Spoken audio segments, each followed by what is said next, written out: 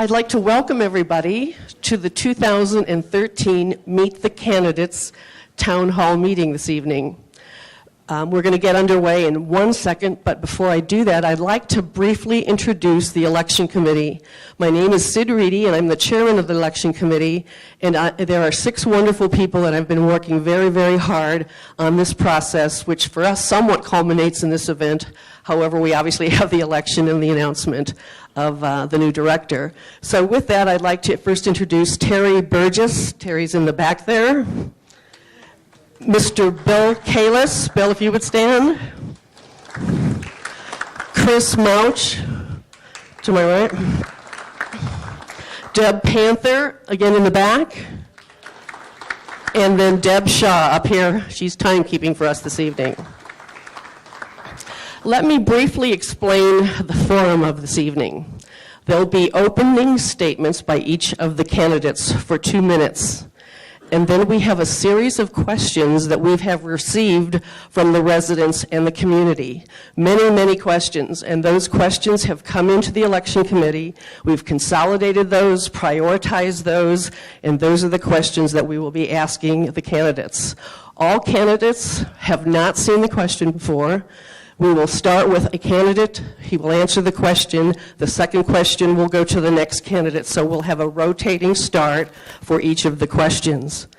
Deb is up here, and she's going to help with timekeeping. Then at the end, there'll be a 3-minute closing statement from the candidates. And we hope, depending on how things go, that this will be a maximum of 2 hours, maybe an hour and a half. So with that, I'd like to turn the program over to Chris Mouch, who will moderate this evening's forum. All right, thank you. You guys are ready for some real important information on our candidates here. I'm going to put this in the tray so I can use my hands, because, you got to use your hands. All right, gentlemen, this is not a debate, okay? This is just a plain question and answer series, so let's not, start throwing golf clubs or golf balls at anybody, okay? Let's keep it friendly, because that's how I'm going to try and keep it. You do have your 2 minutes. Once you get the stop sign, if you go over, I will turn your mic off. Okay?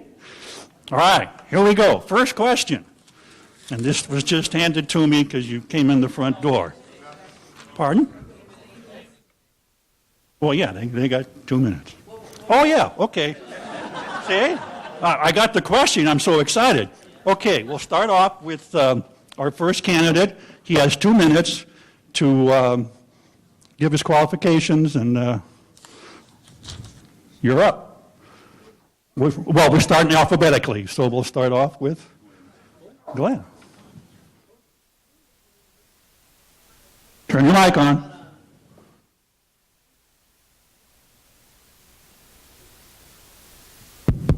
There you go. Okay. Can you hear me fine? These little mics are tough to work with. Many of you know me, but for those of you that don't, my name is Glenn Harper, and I thank you all for being here this evening. The past few years have been difficult for many of our members. The economy has dealt them a blow. Those wanting to sell their homes and move to the Good Samaritan campus have faced uncertainty. Many of our members that have the longest residency in the Glade have struggled to make ends meet. We may have low property taxes, but that has not blunted the escalating costs of groceries and medications, especially health care costs. These folks deserve our consideration when we're looking at increases. Many rely entirely on Social Security for income. They were, in fact, the pioneers of what we enjoy today. We need to balance our dreams for Fairfield Glade with the reality of our current and foreseeable economy. We are, after all, a community, not merely a resort. Thank you.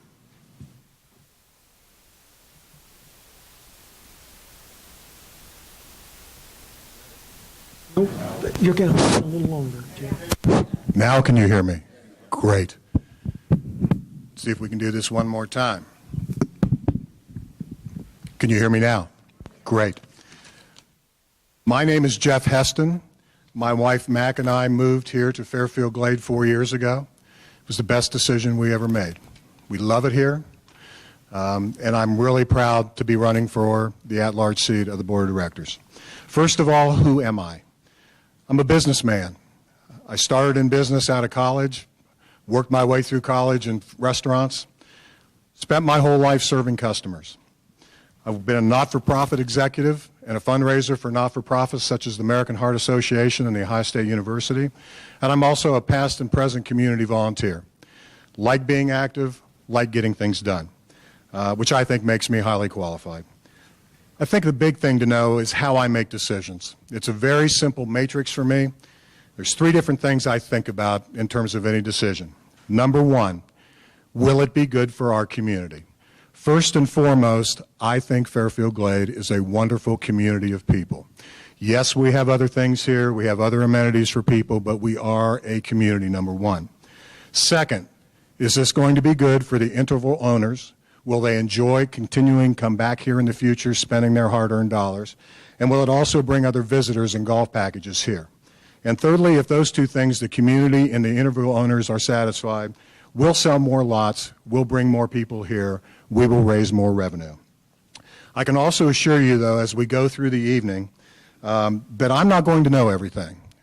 Just won't know it. I won't lie to you. You hear a standard phrase from me, I don't know, but I'll find out. We're going to work hard on communicating. To that point, we've already opened up a new website, which we'll be able to show people exactly what we're going to do, but it's hestonfortheboard.com. Show you a little difference. That's the way we roll, my wife and I. We want to be a part of this. Thanks for your time.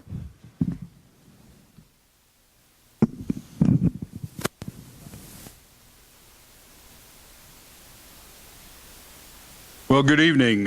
My name is Harry Price, and I'd like to thank everybody for coming tonight. It's good to see so many people here interested in Fairfield Glade and the candidates running for the Board of Directors position. It's my pleasure. Okay, the light's on.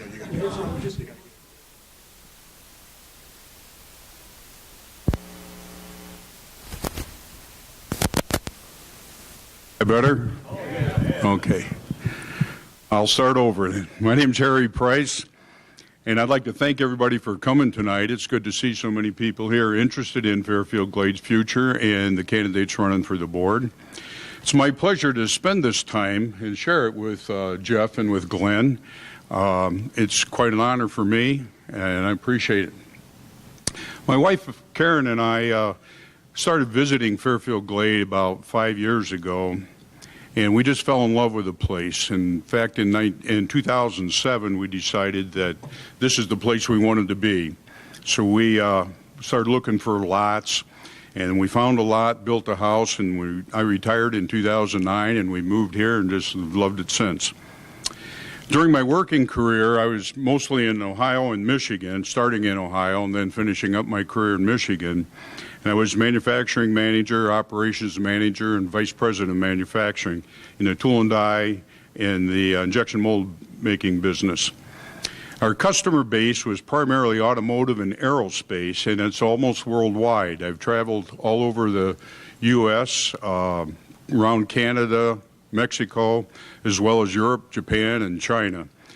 This has given me a tremendous amount of experience in dealing with people and negotiating with people of various issues and different circumstances from many different cultures.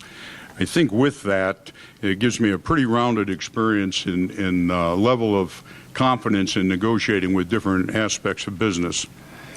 My current activities include, I'm chairman of the ACC, the Architectural Control Committee. That may offend some, but may make some other ones happy, but that's what one of my charges are. I'm also a member of the Cumberland County Community Band, and I'm president of the board of that band. And I'm a member of 3 golf leagues here in the Glade.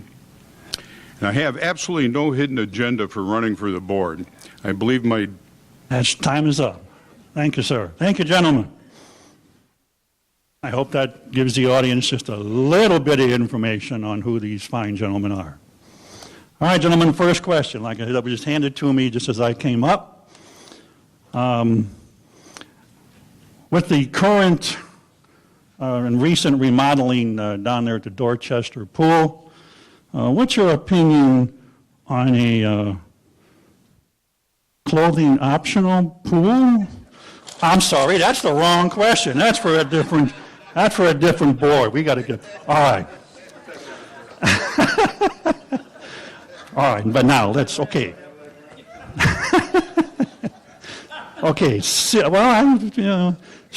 now. Gentlemen, what specifically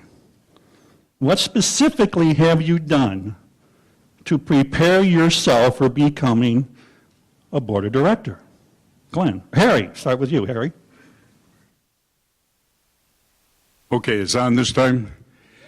Well, I've spent a lot of time researching, going through the 2012 strategic plan. I've gone through that pretty extensively, trying to understand everything that's in the plan and what people have asked for, as well as the survey from back in 2011. There was a lot of information in both of those documents to try to figure out what the majority of the residents and guests would like to see here in Fairfield Glades. So I have spent a lot of time researching those things, trying to get myself familiar with those, and then also looking over the covenants and restrictions and trying to understand everything about the governance of Fairfield Glade.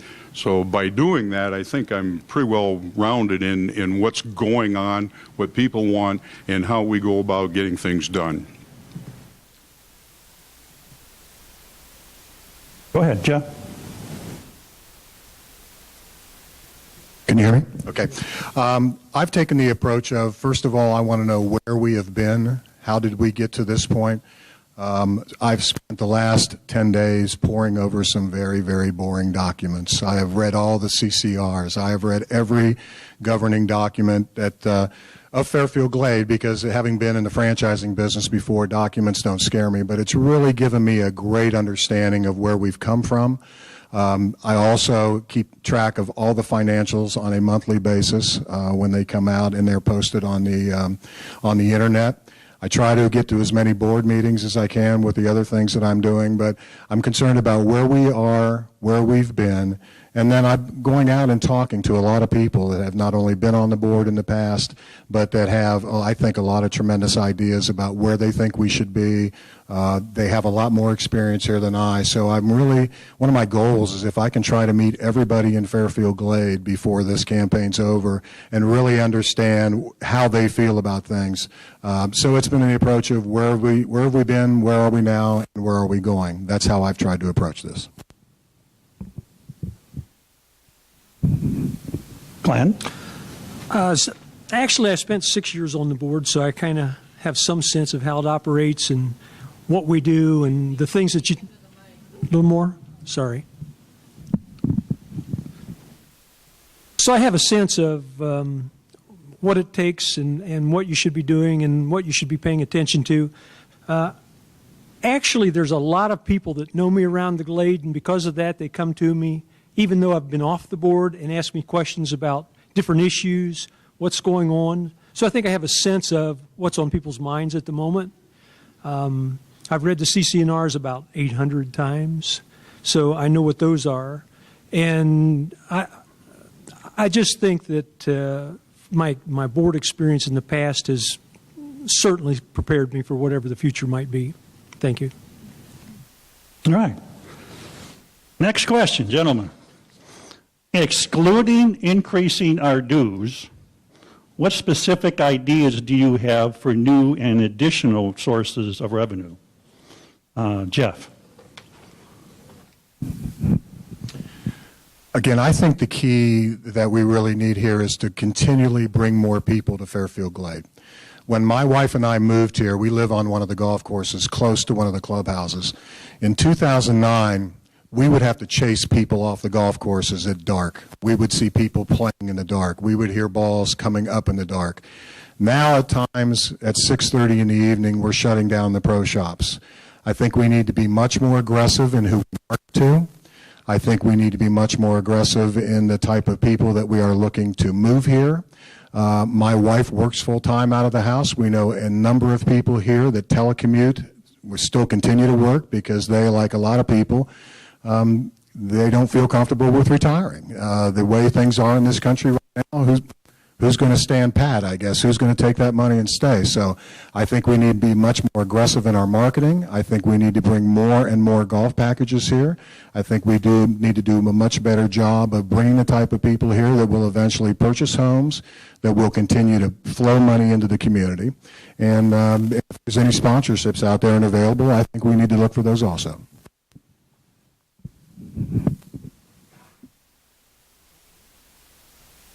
Next. Me? Yes. Oh, okay. Yeah. I didn't know which way you were going. We've looked at, over the years, all different sorts of things for increasing revenues.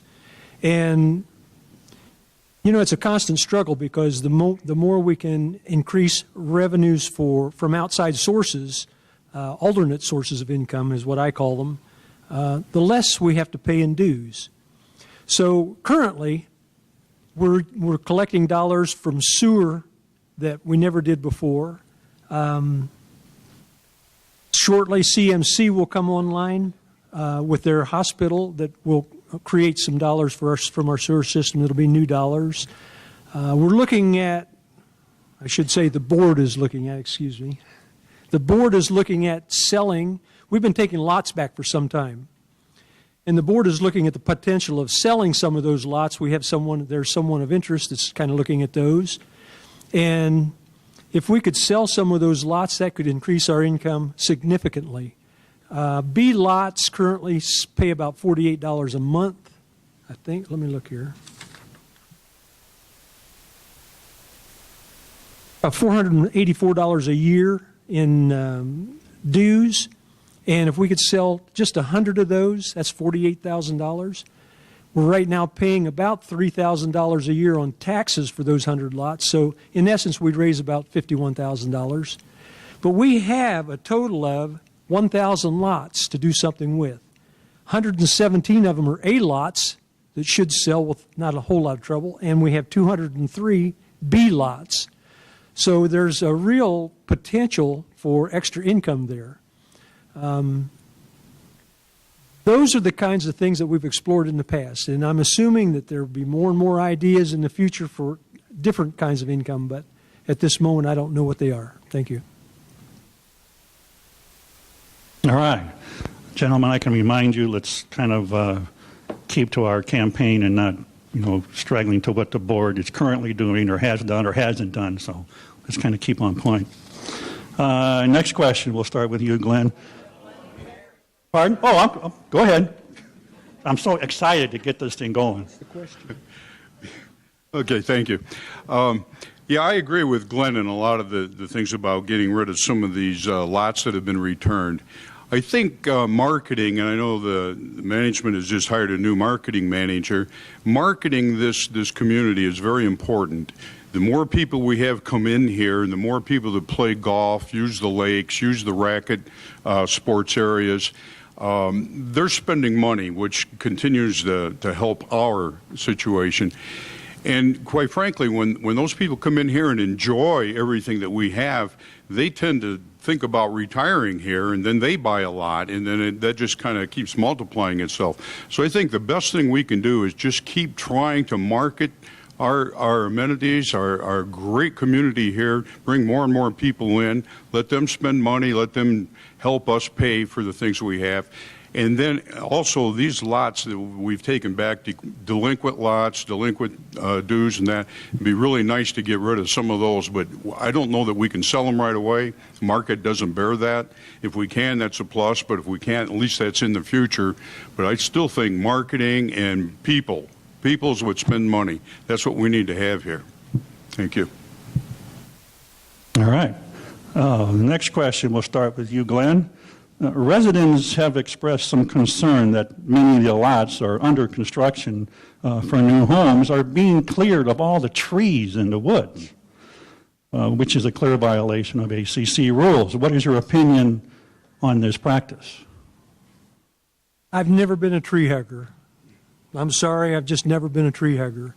It's not that I dislike trees, but I like to see a little space around my house, and so I kind of like not having too many trees. I can understand those people that want trees, and that's perfectly fine. The ACC, the last I heard, you could completely clear cut a lot if you chose to, unless in the last year that has changed, I don't know. But you had to plant so many trees back. In my opinion, I think people should be able to do pretty much what they'd like to do. I don't want people telling me what to do, and I can understand that we need to protect our community. And so but within bounds, I think that folks should be able to do what they want to do on their lots. I'm not in favor of actually cutting all the trees down. I don't think that's a good thing. It would kind of destroy the ambience of our community.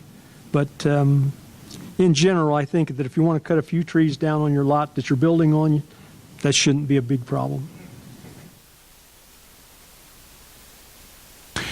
Being on the ACC committee, I probably have a little firsthand knowledge of this.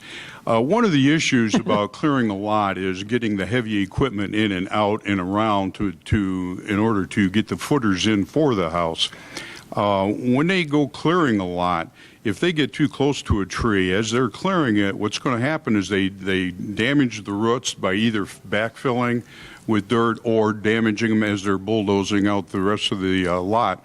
And they tend to die anyway. So they tend to just take those out while they are clearing the lot instead of having the new homeowner having to pay for it a year down the road when they go. The ACC does have some rules about how many trees you have to have, and there's a formula that describes how many trees there need to be in any lot, and that's derived by how many square feet you have minus your house and a certain amount of clearing space that you're allowed around your house. You take that out, in the remaining area, there's a formula that tells you how many trees you have to have. And they pretty much try to save those trees. If they don't, then they have to plant them. And they also have to have a couple of trees in the front. So depending on if it's on a golf course or on a lakefront or just on a street with woods in the back, there are ways to determine how many trees you do need to have. And we try to protect that, but the lots do need to be cleared enough to get the equipment around to build the house properly. Thank you. I agree with both Glenn and I agree with both of the gentlemen, but I see one thing. I see a house. We have situations where a house went in behind, I think it's the 8th green on the Craig course a couple years ago. It's an absolutely beautiful house. If somebody owns it here, I'm not getting on you about your house, but I do know from the people that work on the maintenance staff that they came out and all of a sudden all the trees on the back side of the lot were gone. And it's a beautiful home. I love where it's situated. But I think we have such a beautiful area that we need to work, constantly be aware that a lot of what we have here is trees, it's nature, it's the look of what we have. It makes Fairfield Glade beautiful and unique to people that come from all over areas of the country. I think we need to make sure that we are working with the builders are working with the ACC is working together. It's just something I think we constantly be aware of. Should people be able to cut down trees on their lot? Absolutely. Should we be able to protect the integrity of Fairfield Glade for the future? Absolutely. I think it always continues to come back to communication, people working together, and realizing we're all doing this for the best benefit of Fairfield Glade. Okay. Next question, gentlemen. We'll start with Harry here. It's kind of probably another one right up your alley. There are many properties that are not being maintained here in the Glade. What are your thoughts on regarding resident/owner property maintenance and enforcement of any existing covenants and restrictions? That's a very good question. As a matter of fact, I've had a couple of residents call me just today about the very same issue. One of the things, and the board has talked about that, and I've witnessed a couple of board meetings where that was a very hot topic. One of the issues is liability. Now, we all want to make sure that the neighborhoods are kept up to snuff, grass is cut. If we own a house, we have to maintain our own house. But what happens is some of the delinquent lots that we have, people that are not paying their dues, are not taking care of their property. And in a case where they're not taking care of their property, you can do a lot of things. We can send them a letter from ACC and we can fine them. But if they're not even paying their dues, it's very difficult for a fine to have much weight. One of the issues is, and this has been talked about on the board, is how do we go about going in there and just cutting it and putting it on their dues or putting a lien against the house? And you can do that, but there's some liability issues. And the board, and I guess most of us feel that it's a little dangerous to try to go on somebody's property without permission and cut their grass or do anything to their property without having permission. Now, if we can gain permission, that's a different story, but then that might be something that they could hire somebody to do. This is a real tough question, and it's a real big issue, and it's going to take a lot more discussion before we come up to a resolution on that, but I know that's not going to go away. But right now there's a liability issue, and we're just kind of stuck. Jeff? From a legal standpoint, what Harry says is absolutely true. You cannot go on somebody's lot and do those type of things in case something happened. In case anything happened on a liability basis, then we as a community are involved in a lawsuit that, quite frankly, we could not win. It's a tough problem. I know that smarter minds than me have worked on this for a long time. Harry's been on top of this. I know the board has had a lot of discussions, but it's one of those unfortunate things. Somebody might be in California and have a delinquent lot. What happens if we go on there and start cutting things down and somebody gets hurt or a tree falls on somebody else's lot and hits a house? There's a lot of different aspects to that, and I really think it's something, again, that we have to continue to work through. I know the board, and as I say, Harry and other people have done a lot more work on this, but I, from a legal basis, know that... Excuse me, Jeff, hold that thought for just 1 second. I've kind of been advised by our audio person in the back, if Harry, both you and Glenn, when you speak, could you speak more directly? Jeff, you're doing a good job.